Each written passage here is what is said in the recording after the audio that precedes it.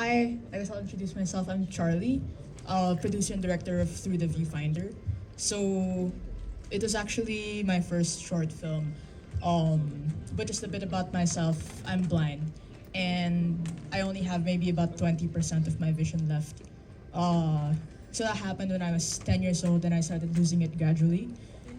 And film, being such a visual art, was like an opportunity for hope for me. So that's what this film is about. It's about a photographer losing his vision, and as he goes blind, he tries to find hope through his kid and his wife. So yeah. Marahil hapon po sa Indo. Magandang hapon po sa inyong lahat.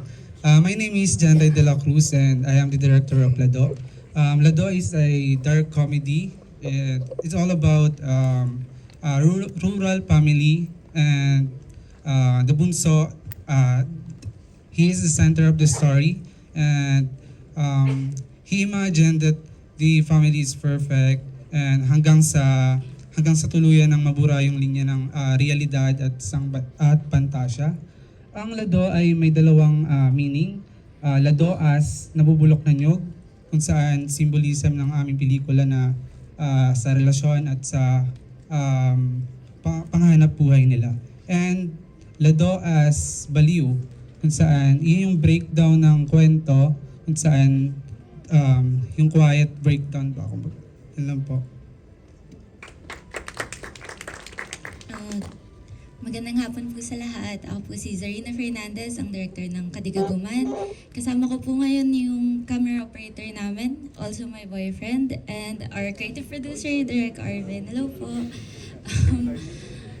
So, ang Kadigaguman ay patungkol kay Ellie at kay Terion, tungkol sa kanilang relasyon at kung paano ang trauma ay nagiiwan ng non-visible scars and how you lose yourself in the process of abuse and of this abuse and how it slowly turns into routine, ironically comfortable for someone.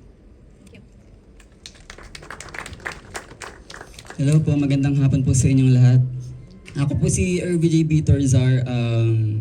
Ako po ang Director of Photography at Video Editor ng film namin. And ito pong Ipon-Ipon is our thesis film sa Manuelas and Verga University sa Quezon Province. Nagbiyahe pa po kami dito.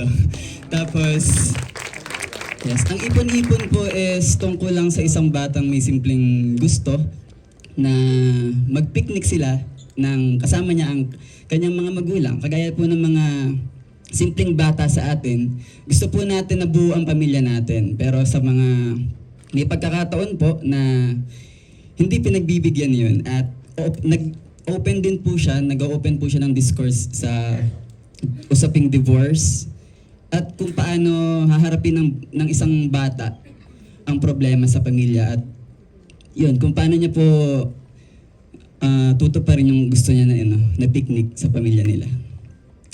Maraming salamat po sa Sinag Manila. Ito po ang kauna-unahang film festival ng Ipon-Ipon. Thank you po.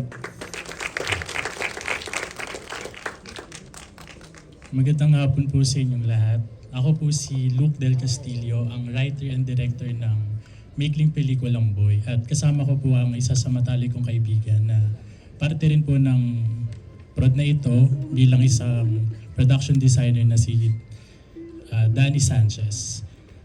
Patungkol po sa aking maikling pelikula, siguro since ginawa po namin ito para sa aming final requirement sa school namin, gusto ko lang po na, yung goal ko lang po talaga since hindi ko alam kung paano ko kakausapin ng aking mga magulang sa mga bagay na gusto kong sabihin.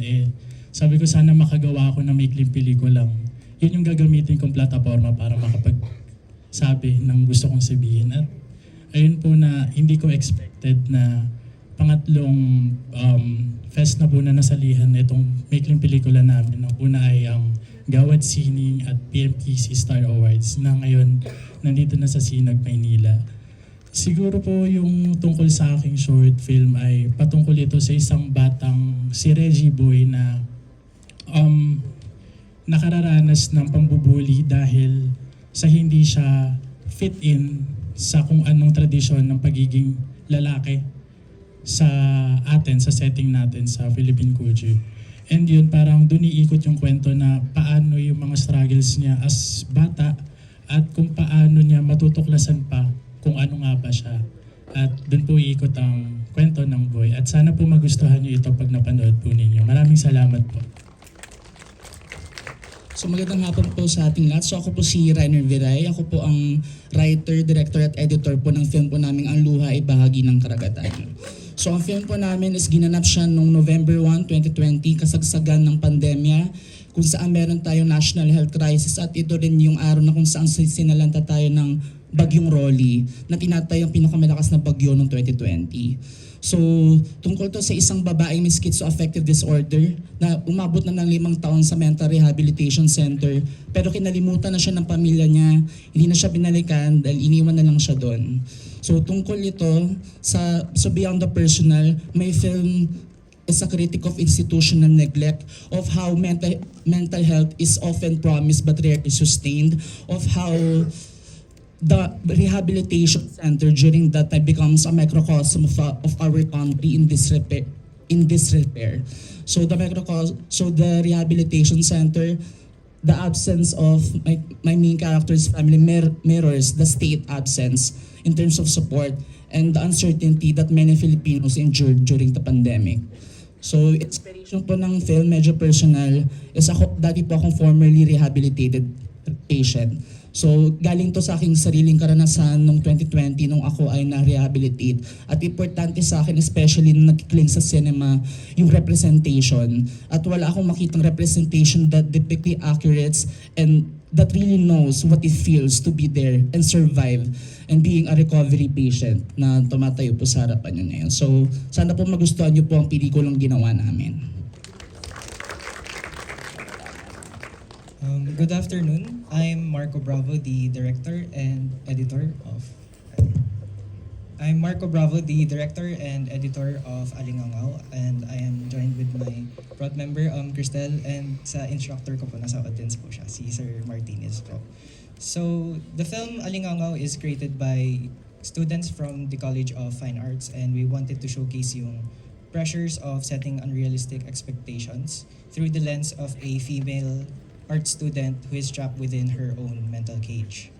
So we wanted this short film to resonate mostly with students, creatives, and those who wrestle with their inner demons. And we are grateful for this opportunity that we get to showcase this school project turned short film to the public, and thank you. Good afternoon. I'm Yasmin Andrea Chan. I'm the director of Alimo. Alimo po ay, ibig sabihin po ay alingasaw.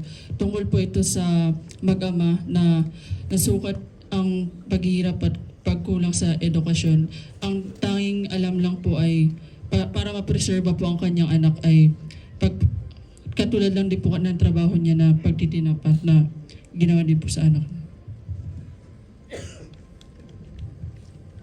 Hi, I'm Luke Salazar. Kasama ko si Jasper Tan, yung cinematographer and editor din ng film. So we made Akin ang Buho Ko, a small film for a school requirement. The instruction was to make it human rights themed, and we chose a story of a kid who simply wanted to keep his hair long. and I think that seemingly inconsequential story represents a larger issue about how we view human rights and how we view children's rights and bodily autonomy. Good afternoon po. My name is Ken Manuntag, director, writer po ng 50/50.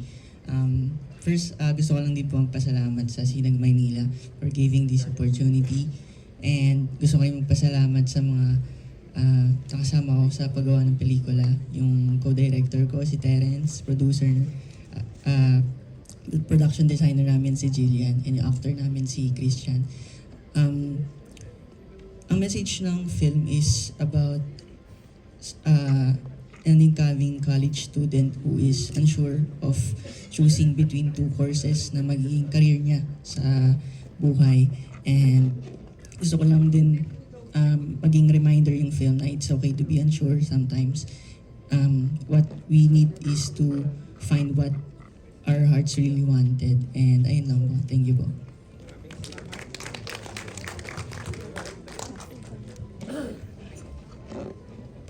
Ayan, okay. Sorry, maraming salamat. Mamaya na yung photo, pero may we request you to just stay on the side. Pag muna kayo umupo as we call our next batch of the student shorts para mamaya isang malaking picture tayo. Mga Aningal sa Tagwangkan by Rovic Lopez.